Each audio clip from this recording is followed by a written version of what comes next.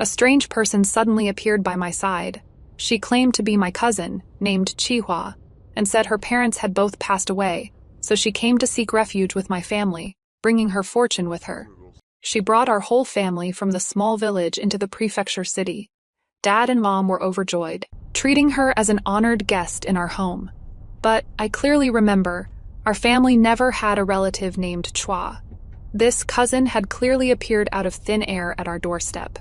Chihua brought our whole family into the prefecture city, rented a small courtyard, and even helped Dad and Mom rent a small shop for them to run a little business. The whole family was overjoyed, deeply grateful to her.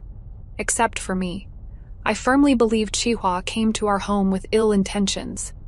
The storyteller's tales said that before spirits and demons harm people, they always offer some sweetness first. Dad, Mom, and my brothers and sisters were blinded by the sweetness Chihua offered. I warned them again and again not to trust Chihua, but only got scolded and beaten in return. I, Zhao Sanni, am irreconcilable enemies with this demon. But in truth, there wasn't much I could do. Chihua's daily pastime was tormenting me. When I swept the floor, she would always throw a bunch of random junk around. When I did embroidery, she would mock and ridicule my embroidery frame.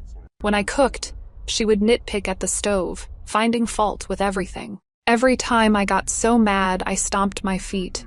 What awaited me was either Dad's slap or Mom's scolding. I hate this. Yet none of those Taoist priests under the overpass were reliable. I hired 3 of them in a row to come investigate my home, and they all told me there was nothing wrong. These Taoist priests are utterly useless. That was my secret savings I'd been stashing away for so long. Chihua smiled smugly, standing behind the Taoist priest, and silently mouthing, "So useless," at me. Provocation. This is blatant provocation. When I was sweeping the yard as usual, Chihua threw a handful of sunflower seed shells in front of me. I took a deep breath and barely managed to calm myself down when a sunflower seed shell hit me right between the eyebrows. I just couldn't hold back my anger anymore, rushed up to Chihua and glared at her. Chihua sat on the lounge chair, one hand propping up her face, the other pinching my cheek. Little Sanner, at such a young age, don't have such a big temper.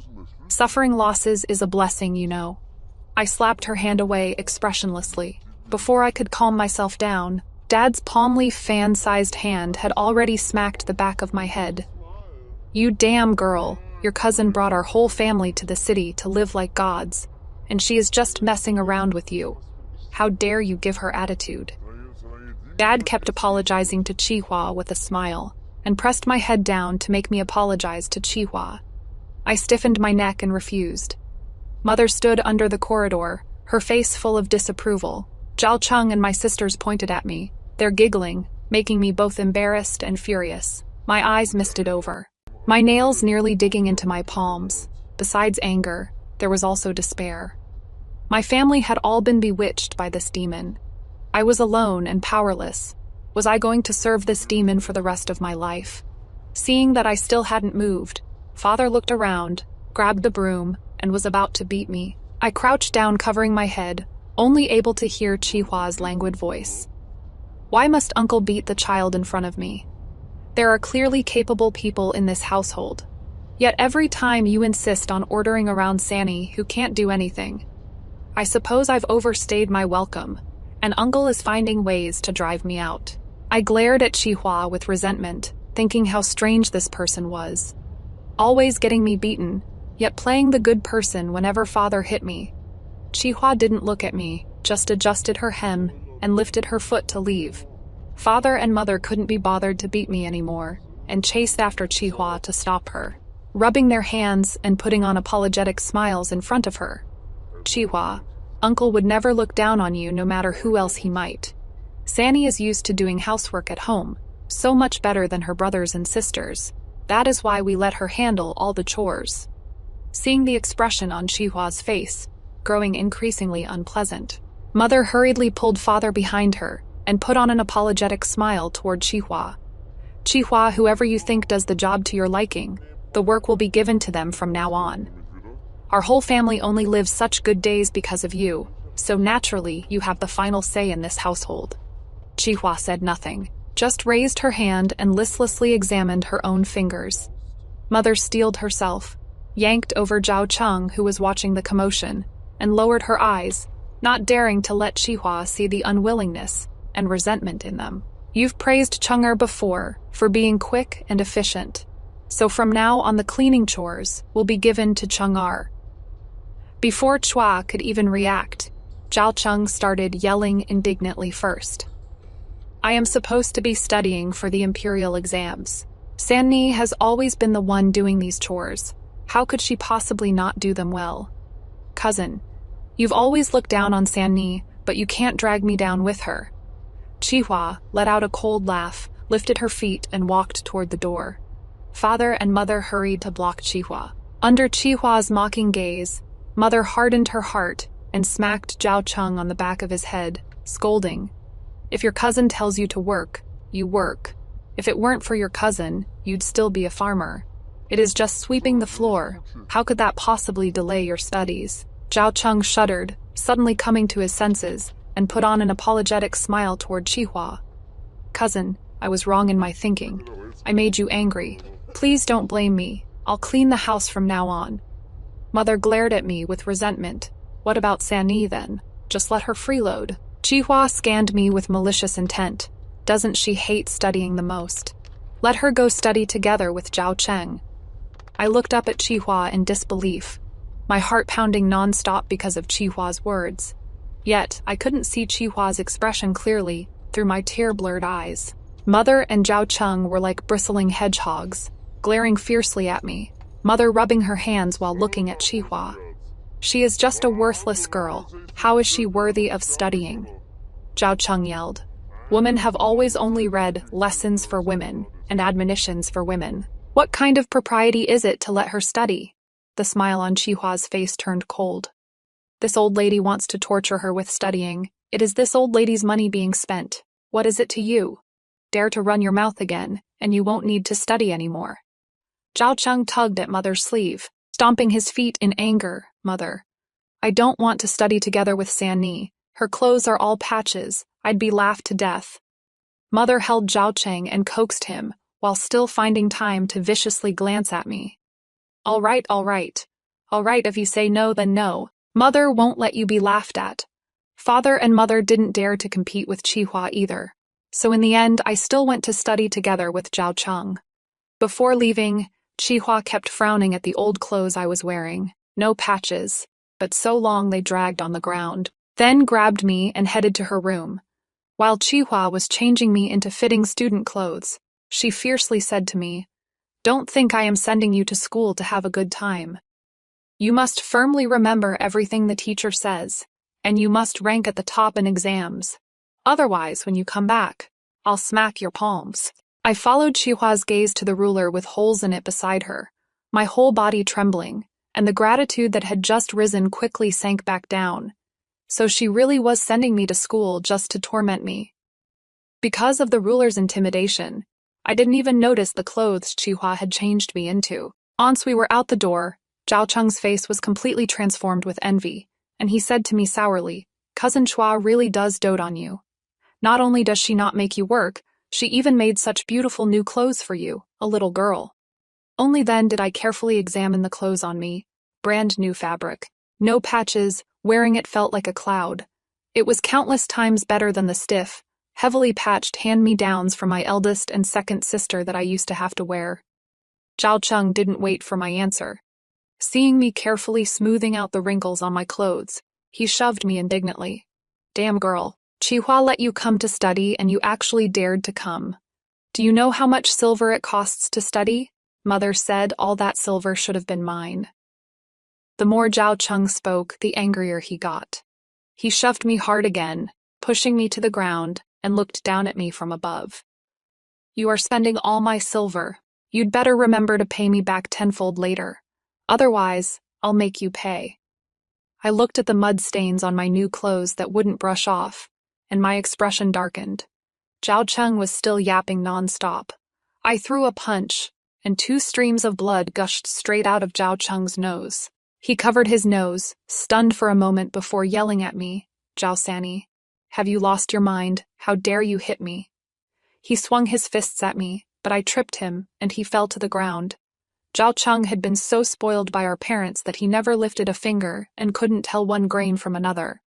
In a real fight, how could he compare to me, someone who used to carry firewood down from North Mountain all the time? I straddled Zhao Cheng and swung my fists left and right. At home you bully me, and with father and mother backing you up, I put up with it. But you still dare to bully me outside. You must be blind. At first, Zhao Cheng still had the strength to yell back. Zhao Sanny, how dare you hit me? Just wait till I tell Dad and Mom, they'll whip you. I hit even harder.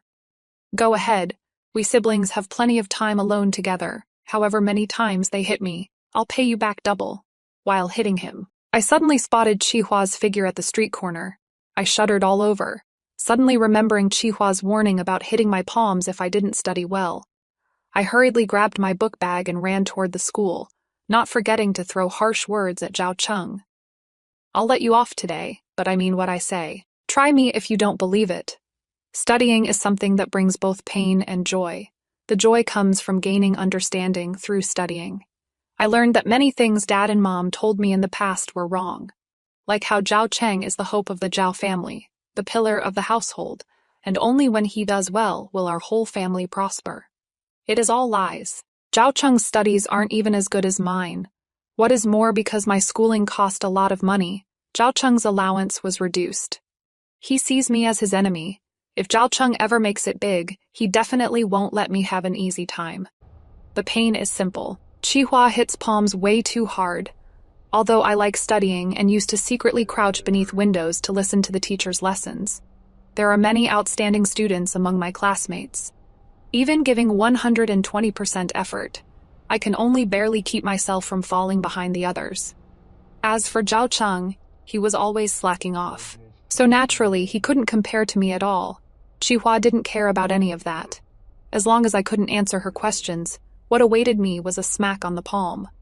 Strangely enough, Chihua had a very gentle face, yet when she hit someone's palm, she was terrifying. This world devours people, and especially loves devouring women. If you don't work hard yourself, no one will come to save you. The ruler fell on my palm, and my hand immediately swelled up red, burning with pain. But I couldn't bother crying out and hurriedly pressed on with my questions. Why does this world love devouring women? Can studying save me? Chihua's expression was a bit strange, as if sad yet also nostalgic. Studying only helps you understand reason. This world has two different sets of expectations for men and women. If you grow according to the expectations set for women, you'll end up being devoured clean. But I still liked having Chihua check my schoolwork. She would dress me up as her little servant boy, take me to the farmlands, point at the hard-working farmers, and whisper softly in my ear. Look at those farmers, what do you see? The teacher had taught this before, so I immediately felt confident, reciting bookishly while swaying my head, sowing in spring and harvesting in autumn. We can eat our fill all thanks to the hard-working farmers. Every bowl of porridge and rice should remind us how hard it is to come by. Chihua didn't hesitate to give me a flick on the forehead. Wrong. Then what should it be? Chihua's voice dropped even lower. Every emperor throughout history has claimed to value agriculture. But if they truly valued it, they should have found ways to make life better for the farmers. Chihua gestured for me to look at the bony spines of those farmers. But look, the high officials and nobles who don't do any real work have big pot bellies, while they toil their whole lives yet are nothing but skin and bones. And when it is time to collect taxes, they might even have to sell their children. Chihua grew angrier as she spoke, but soon deflated like a punctured ball, letting out a heavy sigh. Xiao Sanner, remember this.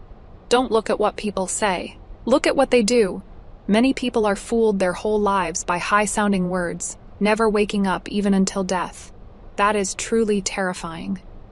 I nodded blankly. But I don't understand. The books of sages say a gentleman should match his words with his actions. His Majesty and the officials have all studied the sages' teachings extensively, so why don't they practice what they preach? The books of sages are just tools to help them gain benefits. What His Majesty and the officials have learned is how to manipulate people's hearts. Seeing that I was still confused, Chihua poked my forehead. Your dad and mom always praise you for being capable. Does that make you happy? Of course. But you are the only one in your whole family working yourself to the bone. I got so angry my face turned red and my neck swelled. You are talking nonsense. Dad and mom work hard too to feed us. Chihua crossed her arms and sneered coldly. I am talking nonsense. Your dad goes out every day to drink and gamble, and your mom just needs to watch you work every day to be satisfied. Chihua circled around me, sizing me up. Zhao Cheng uses studying as an excuse every day while messing around with trivial nonsense. Zhao Dani and Zhao Ernie only need to do some embroidery and sip tea every day. But what about you? Since I came to your house, how many ways have I used to make you understand? Every time I threw a tantrum, who was the one that got scolded? Was I really targeting you every single time? With every sentence, Chihua spoke. My face grew a shade paler. That is right. Chihua wasn't only targeting me back then. Chihua complained that Zhao Cheng didn't sweep clean enough, so this chore ended up falling on me. Chihua complained that eldest sister's cooking tasted awful, so this chore ended up falling on me. Chihua complained that second sister's embroidery looked ugly, so this chore also ended up falling on me.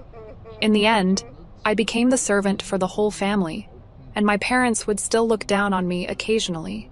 On the contrary, it was Chihua who would always nitpick in every way right when I started working. Although I got scolded, I got out of doing the chores and could still go to school to study. Some people, even after hearing the truth, still live their whole lives in a muddle. But Xiao Sanner, I don't want you to live in confusion too. Living in such false love is just too pitiful. You have to accept that some people are simply born unloved. But you have to love yourself, not by loving yourself with fine clothes and fancy food, but by loving yourself with knowledge, with a strong body. As long as you love yourself, other people's love is just icing on the cake, something you can take or leave. Because no matter what you want, you can get it on your own. Only when you truly understand this will you live freely. That day, I cried my eyes out, but I wasn't that sad. It seemed like deep down I understood that my parents didn't love me that much, or maybe didn't love me at all. But that day, I still got a smack on the hand. The reason for the punishment was that I only knew how to study by rote without applying what I learned. But I suspect I got that smack just because I cried all over Chua's new clothes. Chua always used a different ruler to hit me. The one with holes drilled in it, the one that could beat someone bloody with a single strike. She had never used that one. I once asked her about it out of curiosity. She said leisurely that it was saved for when I made a big mistake, specifically for beating me, guaranteed to make me learn my lesson with just one strike. The warm filter shattered to pieces, and I left in a huff, but after stepping out the door, I still couldn't help looking back at Chihua.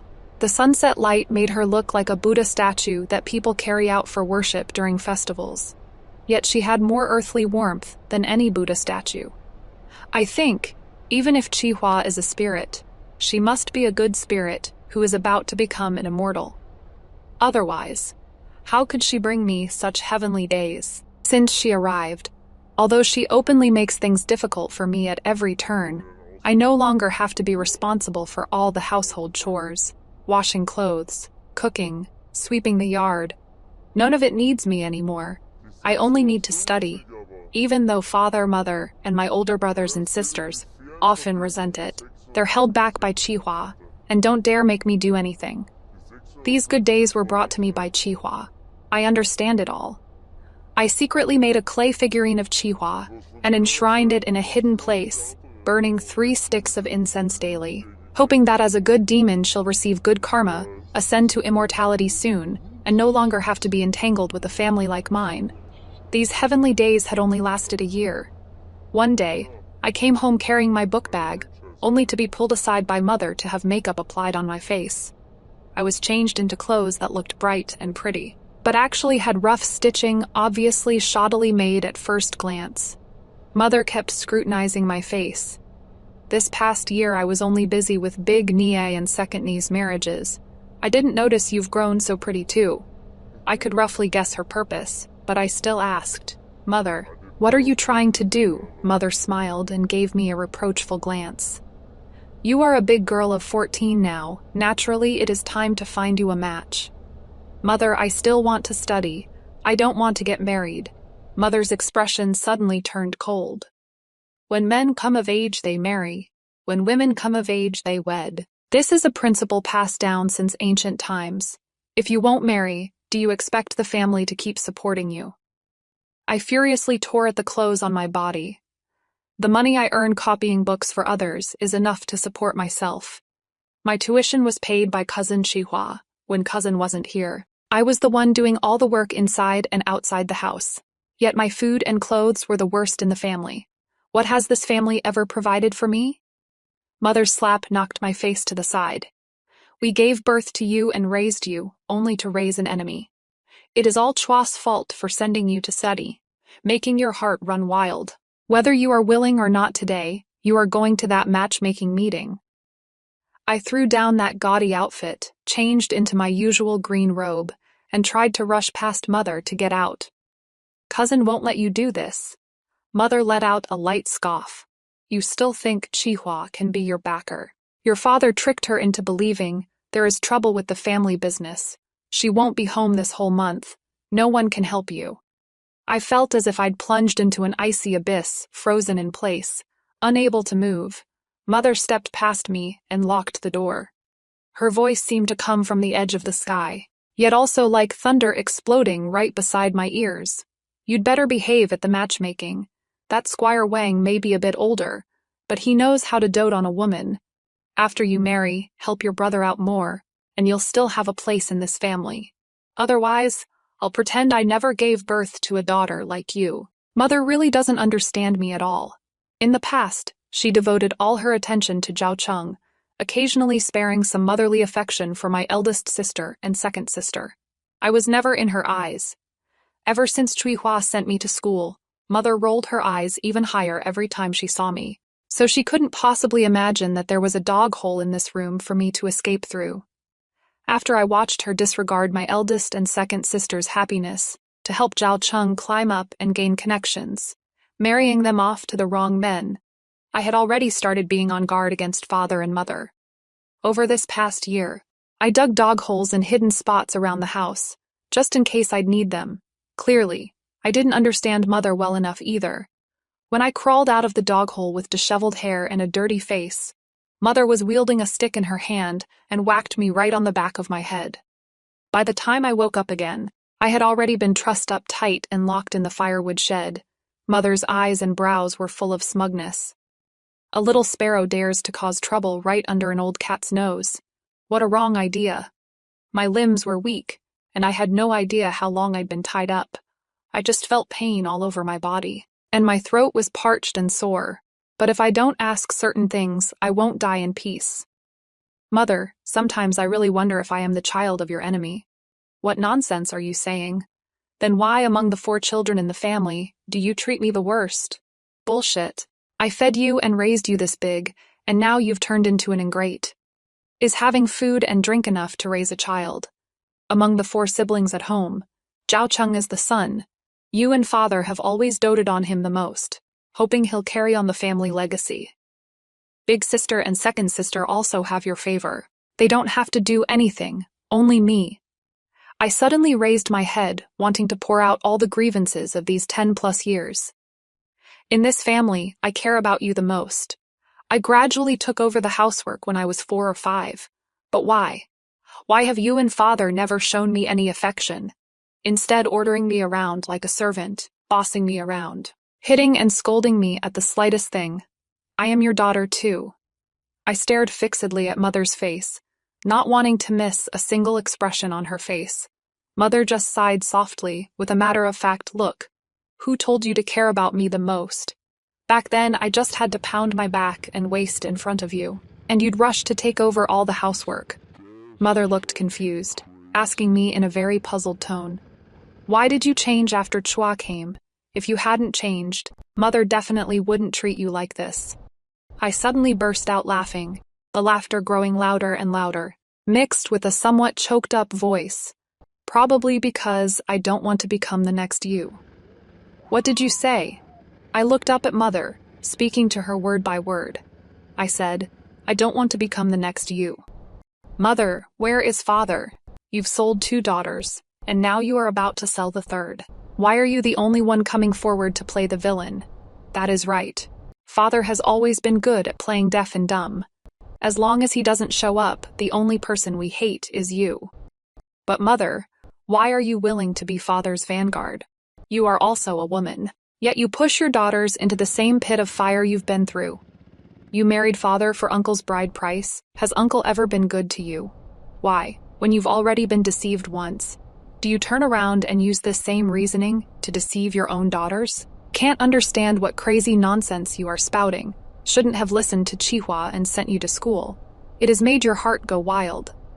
Mother slapped me across the face, quickly walked out of the woodshed, her retreating figure looking somewhat like fleeing in defeat no matter how you looked at it. As I said, Mother really doesn't understand me well enough, nor does she understand Chihua well enough.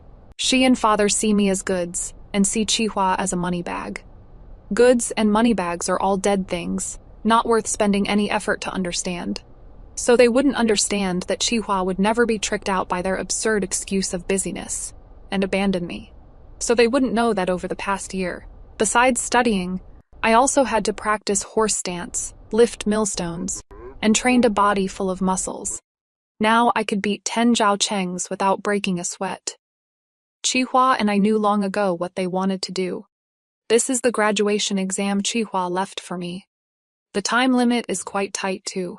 I was mentally reviewing whether I'd said everything I wanted to say, when I suddenly remembered the way Chua held up that ruler with holes in it, wearing a half smile. I shivered, and my movements to untie the ropes quickened.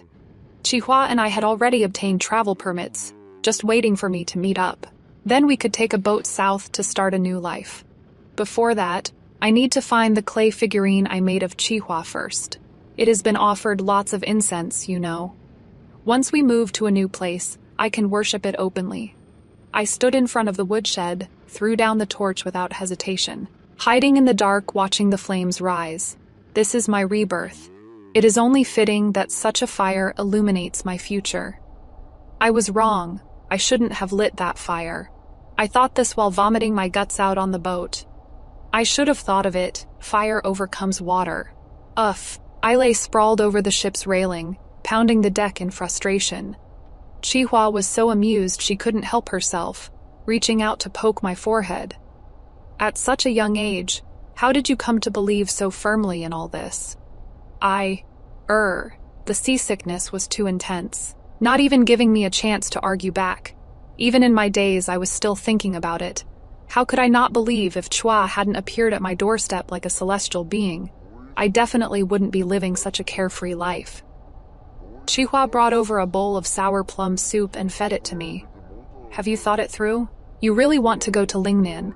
Lingnan has lots of miasma, the climate is humid and hot, and the snakes, bugs, rats, and ants are many and huge. You'll definitely cry from fright when you see them. After drinking the sour plum soup, I felt much better, filled with anticipation and longing. Yes, I want to see for myself what is so special about the lychees from a single rider raises red dust, the concubine smiles. No one knows it is lychees arriving. No regrets, no regrets. Chihua waved her palm and forearm in front of my eyes. The flying cockroaches there are bigger than my hand, and the snakes are thicker than my arm. You really aren't scared. You don't seem to want me to go to Lingnan. I looked at Chihua in alarm and asked her in a tiny voice, "Did you divine something? Could it be that something bad will happen if we go to Lingnan?" Chihua slapped the back of my head. You think I am one of those fortune-telling charlatans under the overpass, divine by finger pinching. The only thing I should be pinching is you. Chihua was a woman of her word. She immediately reached out and pinched the soft flesh at my waist first rate, at refreshing the mind and clearing the head. Chihua, how about we think about what business we should do when we get to Lingnan? I cupped my hands toward Chihua, begging for mercy. Chihua gave a light himph and let go. As long as you are not selling tofu, you can do whatever you want. I rubbed the pinched spot on my waist while grimacing, secretly pondering. Maybe Chua was a bean spirit. That would explain everything. A bean spirit wouldn't have the heart to harm her own kind, and wouldn't like Lingnan's humid heat either. Looks like I need to research a new destination, and also make a statue of Chihua's true form. The clay statue I made of Chihua was discovered. Chihua grabbed my ear, absolutely furious. I was furious too. Why does the school only teach book learning? Have they ever considered that not everyone can pass the imperial exams and become high officials? Besides studying, shouldn't they at least teach people a trade to make a living? I never learned sculpting. It is not my fault I made the divine statue so you can't make out the features.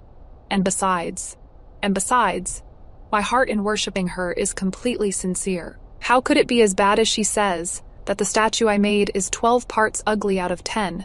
While Chihua turned around to look for the ruler, I kicked a few peanut-shaped mud balls by my feet under the bed. Amitabha, thank goodness she didn't notice these. If she found out I'd molded her true form into this, she'd probably throw me into the river. Also, thankfully, my pastry-making skills are top-notch. The pastries I made using the boatman's small stove had Chihua beaming with joy. I propped my face up with both hands, gazing expectantly at the distant river surface. Chihua, I want to change my name. Sure, have you thought of a name? Of course, Zhao Qinian. How is that? I am keeping my surname to remind me of the life I used to live. The Qi is after you. You changed my fate. From now on, year after year, we'll never be apart. Chihua nodded gently and stuffed lots of pastries into her mouth. Thinking this way, I wouldn't notice the redness creeping up at the corners of her eyes. Chihua, when we get to Lingnan, how about we rent a little shop to sell pastries?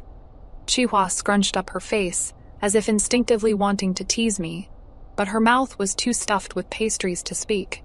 I handed her a cup of tea, pretending to look surprised. What, you actually think it is a great idea? Well then, I'll just have to go along with you. I ran off as soon as I finished speaking, leaving Chihua behind flailing about. Lingnan is really fine. I really can't bring myself to praise Lingnan during this season in good conscience. Never mind the outrageous number of snakes, bugs, rats, and ants. They're actually so damn huge. My God, feels like they're bigger than me. Lingnan is also always rainy and overcast. At its worst, you can go a whole month without seeing the sun. Damn it. My clothes have been hanging to dry for a month. They've gone stinky. Ugh. I threw out the stinky clothes while retching. Chihua was laughing so hard she rolled on the bed, not forgetting to grab another plate of pastries. But Lingnan is still nice. There are many things I've never eaten or seen before. The lychees that made me drool so much back then, I can now eat to my heart's content. Because of this, I've created many improved pastries. The pastry business is booming. I am already planning to gild Chua's statue with a small golden body. Nowade's Lingnan is full of outsiders, so Chua and I don't really stand out. It is not like no one has had their eyes on us, two weak women. But Chihua publicly performed a tale of an extraordinary woman lifting a cauldron, and I performed a slaying barbarian bandits with my own hands at midnight. The security within 5 li of our little courtyard is surprisingly good. What Chihua said back then really makes so much sense. Women should strengthen their bodies, arm their minds, and fear nothing, wherever they go. No one dares to come collect protection money from Chihua's. And my pastry shop. Days like this couldn't be happier. My ass. Some people just can't stand seeing others living too happily. Those men are simply bizarre. I didn't even remember their faces. Yet they had the nerve to tell the matchmakers with absolute certainty that we were mutually in love. The matchmakers coming to propose marriage were outrageously numerous. Chihua and I were annoyed beyond measure. Even after trying every trick in the book, we couldn't stop the matchmakers from coming. I slumped over the table, completely exhausted. Chihua, how about we just become sworn spinsters? It has been 2 months. I really can't take it anymore. Are you kidding? How old are you even? You think they'll let you go just because you become a sworn spinster? As long as there is profit to be made, they'll find every way possible to drag you, this piece of meat, into their bowl, and then devour you completely. I couldn't help but shudder, and smashed a small floral stool with one punch. Then let's fight them. The next moment, Chihua's palm wind struck the back of my head. Zhao Qinian, are you trying to die? That was my favorite stool. Crap, I got carried away in my anger, smashing whatever was at hand, and totally forgot about that. When Granny Li came looking for me, I was the only one in the shop. I was just about to invite her into the shop for some tea when she sat down on the ground and started wailing dramatically. Zhao Qinian, you little slut. You are seducing my son and making him stay out all night. Back then, you refused our family's proper matchmaking with 3 matchmakers and 6 betrothal gifts. Yet, you seduced my son into doing this filthy business of thieves and whores. No wonder these 2 little sluts don't want to get married. They don't want to marry into just one family. I saw the front of the shop was packed with an impenetrable crowd. I smashed the teacup in front of her. She also seemed to recall my past feat of killing bandits with my own hands, timidly backed away from me a bit, then started shouting loudly again. What? Are you going to kill me to silence me? This old woman is going all out today. I am going to tear off the masks of you 2 vixens, so you can never harm anyone again. Li Posey, speaking and doing things both require evidence. You are slandering our sister's innocence with nothing but words. We can send you to the magistrate. Li Posey glared with her triangular eyes, puffed out her chest, and walked up to me. Zhao Qinian, I am saving your face right now only because my good-for-nothing son really likes you. If you settle down from now on and obediently become my family's daughter-in-law, bringing the shop with you. Her greedy gaze swept over the shop behind me. It is not like I couldn't tolerate you. Pa, keep dreaming. Li Posey took out a small, delicate pouch from her chest. When I saw the design of the pouch clearly, I froze in place. This old hag smugly raised the pouch in her hand to show everyone. Come look, everyone. This is the thing Zhao Qinian used to seduce my son. There is even her name embroidered inside the pouch. How utterly shameless. Yet no one dared to respond to her. Instead, they all backed away. When old lady Li turned to look, I had already grabbed a stool and smashed it on her head, blood splattering everywhere. All the neighbors shuddered. I took the pouch from old lady Li's hands, gently blew off the dust on it, and as far as the eye could see, everyone backed away.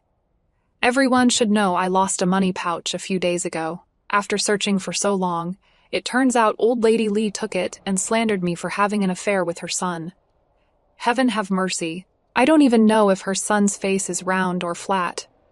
I was about to wipe my tears with a handkerchief, but when my gaze shifted downward and I saw old lady Li's wretched state, I genuinely felt that even if I acted all delicate like a willow in the wind right now, it would be utterly pointless. So I simply cupped my fists and greeted everyone. Such a petty person is simply a menace to this street. Today, this humble woman boldly eliminated the pest, so please don't be afraid. All right, they looked even more scared now. My business won't just go down the drain like this, will it? I saw Chihua in the crowd, unable to contain her amusement, and suddenly I didn't care about any of this anymore. To win back these frightened customers, all I need is to launch a new pastry or a timely discount. But if I hadn't used Old Lady Lai to make an example, things like this would keep happening endlessly. For the sake of my and Chihua's peaceful days, please let Old Lady Lai make this sacrifice. But Chihua started acting strange. The time she spent unconscious grew longer and longer. I searched for doctors across every village within miles, but it was all in vain. She always told me with a smile that she was fine, but I could always hear her stifled coughs and labored breathing through the door. I bowed again and again before that small golden statue, but it was all in vain. Gods, doctors, miracle cures. I tried every method I could think of, but none could save Chihua, until I saw one of Chihua's hands nearly fading away. I threw myself at Chihua's bedside, crying as I asked her, was this happening because she had no vital energy? If so, then take mine. Without Chihua, there would be no me today. For Chihua, I was willing to give everything, even my life. But Chihua, as if she had expected this all along, took out that ruler with holes in it and lightly tapped my hand. Do you know why I am hitting you? At a time of life and death like this, don't go lecturing me with your big principles. Chihua gestured for me to help her sit up. This is the last time I'll teach you. I wanted to say then, I don't want to hear it. But looking into Chihua's eyes, all I could do was nod heavily while crying like a dog. In your life, you'll meet many people. Some will treat you badly, some will treat you well. But no matter how good someone is to you, you must never give up yourself for them. No person, no thing, is worth sacrificing your life for, unless you have an ideal that transcends this life. You are exactly that, Chihua smiled weakly. If I wanted to take your life, I wouldn't have appeared at your doorstep. Chinian, I've simply accumulated enough merit, and it is time to shed this mortal body and return to the heavens. Didn't you make a golden statue for me? Just keep offering 3 sticks of incense daily, and consider me still by your side. Fundy Tuft cough. If someday I descend to the mortal world to have fun, I'll come find you. It is just that one day in heaven is 1 year on earth. So don't foolishly wait for me. As long as you keep my statue with you, I'll always be able to find you. My throat felt choked up. I couldn't speak, so I could only nod heavily. Chihua left just like that, and I could only believe what she said, that she had simply accumulated enough merit and returned to the heavens. It is just that every time I offered incense, I couldn't help but let my tears fall. I really am a greedy person. I thought that whether she was a spirit or a deity, with an eternal lifespan, she would definitely accompany me for a very, very long time. But the parting came so unexpectedly. If I had known, I should have... Forget it. If I had pretended to be a fool back then, and learned everything very slowly, that definitely wouldn't have been what Chihua wanted to see. I could even imagine her glaring at me with her willow brows raised in anger. Don't stop your steps for anyone. Thinking of this, I wiped away my tears and devotedly cleaned Chihua's statue. Look, I've learned very well. Everything you taught me, I remember it all. If you had assessments too, the examiner should put you at the top of the list. I hate Zhao Sani. She always came covered in bruises, crying and cursing at me. If it weren't for you, I would have divorced Li Juzi long ago. But when I actually told her, Mom, just get a divorce. I am not afraid. We can support ourselves. If life gets hard, I'll grow up with Dad. Once I can earn money, I'll come find you. We both have hands and feet. Life won't be too hard. But she backed down. She always had so many excuses. You don't understand. If we divorce, people will point fingers at you. Later, she gave birth to my younger brother, and her excuses changed again. If I don't guard this family property for your brother, your father will squander it all. If I divorce your father, what will happen to your and your brother's marriages? I gradually understood. She just wanted an outlet to vent when she was miserable. She would never divorce. But why should I bear this? It was like I carried the original sin of making her unhappy, tormenting me every single day. Finally, one time I couldn't take it anymore and had a huge fight with Zhao Sani. That day, we seemed to have said every vicious word there was. I stormed out and stood by the river. I thought, if I disappeared, would I no longer have to be her reason for staying? No need to let her face Grandma's veiled barbs anymore, always inciting Dad to beat her up. No need to let her smile at that family after being beaten, just because she is an orphan girl who came fleeing disaster, with no one to rely on. But she is clearly so capable. The tofu she makes is famous throughout the surrounding villages. She can make pastries that look good and taste delicious. She can tend to all the family's fields by herself. She always keeps the house spotless, with everything in perfect order. She is clearly so capable, yet she is still trapped by that family. Is it because of me and little brother? Then I'll just disappear with him. Yay, I should disappear together with little brother. Just as I wanted to turn back home to bring little brother out with me, a voice sounded in my ear. I can help you change Zhao Sani's fate, but doing so will scatter your soul, leaving you no chance of reincarnation. Even so, are you willing? So reincarnation is actually real. I thought it was just temples scamming people for incense money. Of course it is real. The underworld's retribution is no joke. Hey, you little girl got me all sidetracked. Are you willing to sacrifice yourself to change Zhao Sani's fate? Why wouldn't I be willing? There'll be one more happy person in this world, and 2 fewer unfortunate ones. I'll just have to let my little brother down. Don't worry about it, your little brother won't be affected by you. It is your own choice. Why should it drag him into it? I felt relieved. Thank you, old immortal. That voice let out a sigh and said nothing more. It just played out Mother's entire life before me. I witnessed the true faces and upbringing of my maternal grandparents whom I had never met. They treated Mother like a beast of burden, making her small self shoulder all the household chores alone. She clearly had an older brother and 2 older sisters. Yet she was the only one in the family who suffered. She ate the worst, because while she went to the northern hills to gather firewood, they had already divided up and finished all the good food. When Zhao Sanni came back, Grandmother would sneakily offer Mother some scraps and cold leftovers, as if presenting a treasure. They tricked Mother into believing the family was struggling to make ends meet. So Mother happily took over her 2 older sisters' heavily patched clothes. But Grandfather and the others didn't let Mother off. For Zhao Cheng's good marriage prospects, they sold all 3 daughters. Mother made the bravest rebellion of her life, secretly taking her tattered clothes and a bit of her private savings and fleeing to Lingnan. You see, she didn't even dare to steal the family silver. If it were me, I would have burned that house down. Mother knew how to make tofu, trendy pastries, and delicious side dishes. She quickly grew from a small stall into a small shop. But old Lady Li came to her door and slandered Mother, claiming she was having an affair with Li Juzi.